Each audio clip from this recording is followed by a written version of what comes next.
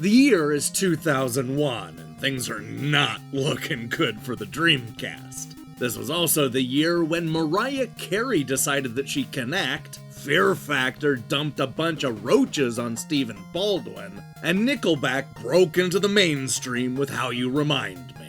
But we're not here to talk about how I never made it as a wise man and couldn't cut it as a poor man stealing, because today we're counting down Electronic Gaming Monthly's worst reviewed games of 2001.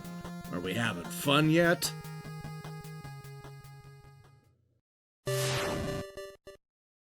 Okay, so 2001 presents an interesting problem that I have to admit I didn't see coming. Normally, the worst reviewed games of the year come with a smattering of different scores, making it easy to sort them into some kind of order. But that wasn't the case in 2001, because for the first time ever, 5 games have tied with the exact same score. As crazy as it sounds, the 5 games we're going to talk about today all averaged a score of 1 out of 10. And with no fair way to break the stalemate, I've decided to try something a little different and just leave this a 5-way tie for first place. Or would that be last place? I don't know, either way, all these games suck equally, so don't stress too much about the order. I guess we should start with Kiss Pinball, because we might as well get it over with.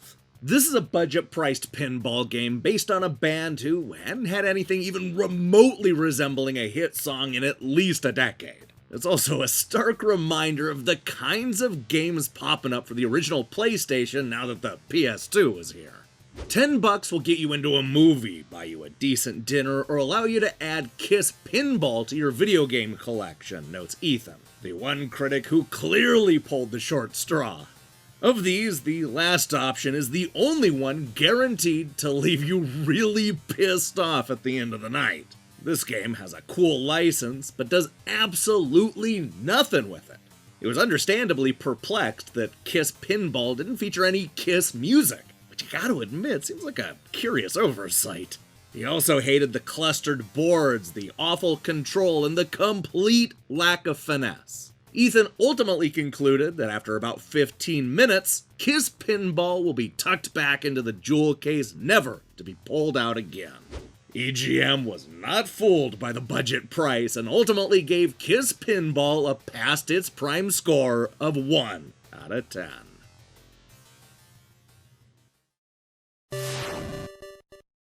You know, I want to start out by saying that Hypnotix is a good developer. This is the New Jersey-based company that is best known for the Outlaw series, which included Outlaw Golf, Outlaw Volleyball, and Outlaw Tennis. But before they found their niche, Hypnotix was tasked with making games like Sabrina, the Teenage Witch, Brat Attack, Panty Raider, From Here to Immaturity, MTV Total Request Live Trivia, and Who Wants to Beat Up a Millionaire, which just so happens to be EGM's 4th worst reviewed game of 2001. Greg described it this way. Imagine a game based on Who Wants to Be a Millionaire featuring a ridiculous caricature of Regis who, believe it or not, is even more annoying and irrelevant.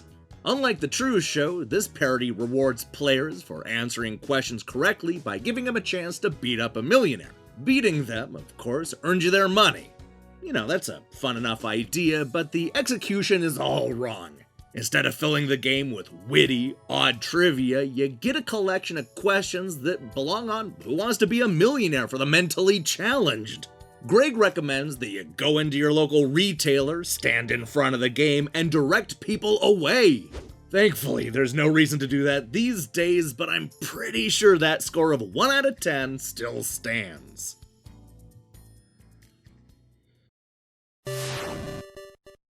If you're one of those people who thinks the Game Boy went out with a whimper, then I'm here to throw water on that theory.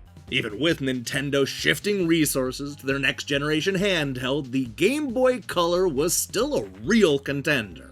We saw 2 different Legend of Zelda games show up on EGM's list of best reviewed games of 2001, and the magazine also gave high scores to Dave Mirra Freestyle BMX, Pokemon Gold and Silver, Mario Tennis, and even a platformer based on the Adam Sandler comedy Little Nicky. But even with all the great games still coming out on the aging system, the Game Boy had a reputation for being the home to a lot of awful shovelware. I guess that brings us to the third game on this list. Powerpuff Girls Paint the Townsville Green. Ethan sums it up perfectly. This is the kind of title that gives the Game Boy software library a bad reputation. For every Wario Land 3 that comes our way, we have to suffer through a dozen creatively bankrupt licensed action platformer games like this.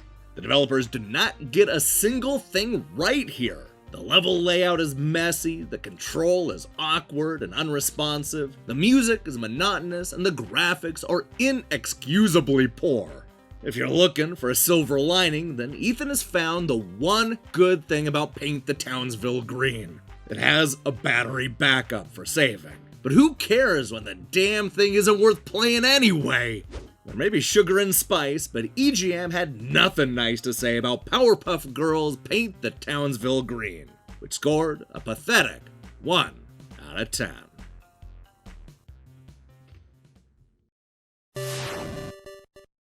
That's right, it's a second Powerpuff Girls game.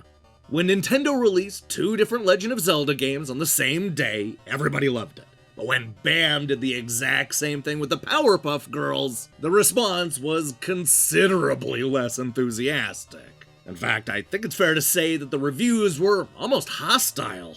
With only one paragraph to work with, Ethan wrote one of the angriest and most cynical reviews I've seen in EGM. You know you're in trouble when this is the opening question. Why is it that every game geared towards a female audience ends up being terrible? Powerpuff Girls is nothing more than a piece of plastic with a licensed sticker slapped on it. Ethan called Bad Mojo Jojo a virtually unplayable platformer where you can't jump and finding items is a chore. This is a real problem when the goal is to collect hundreds of trinkets from level to level. Worse yet, Bubbles can't walk either. She floats in the air, making every move feel like it's being performed on ice. He also points out the sparsely decorated backgrounds and short length, though concludes that you'll never feel compelled to play past the second stage. Much like Paint the Townsville Green, Powerpuff Girls Bad Mojo Jojo scores an uncontrollable 1 out of 10.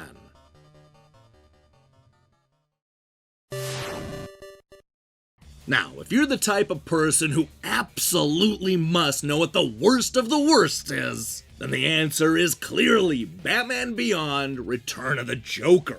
Sure, I said at the top that all these games suck equally, but you can make a convincing case that this 2001 Ubisoft dumpster fire is objectively worse than the rest.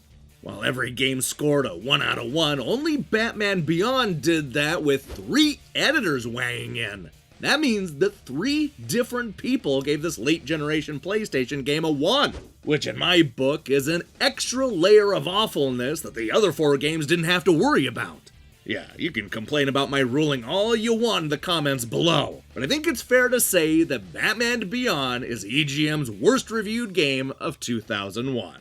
Milkman puts it bluntly. This is the kind of game Acclaim used to bang out. He loved the fantastic cartoon for its animation, storylines, and fast-paced action, but complained that none of that was present in this PlayStation game. The graphics looked like they were done by one guy with a Yaros. In an unprecedented move, EGM's management stepped in for the final review. We regret that Jonathan was unable to write a review of Batman this month. Following his playing of the game, he fell into a complete mental paralysis and has not yet regained consciousness. He was apparently last heard asking, "What the hell is happening? Why are these jumping vacuums firing laser beams at me? What the hell does this have to do with the cartoon? Why can't I get past level 2? In all seriousness, the 3 editors hated the gameplay, untextured graphics, lack of a save option, and crummy animation. Yeah, this is bottom of the barrel stuff right here. With all 3 editors giving the game the same score, Batman Beyond: Return of the Joker earned an embarrassing average of 1 out of 10. Hey, thanks for watching me counting down Electronic Gaming Monthly's worst reviewed games of 2001. If you liked what you saw here, then you should know that we'll be back on Tuesday with EGM's best reviewed games of 2002, followed by the worst on Friday. Now, here's the question I have for you. What is your least favorite game of 2001?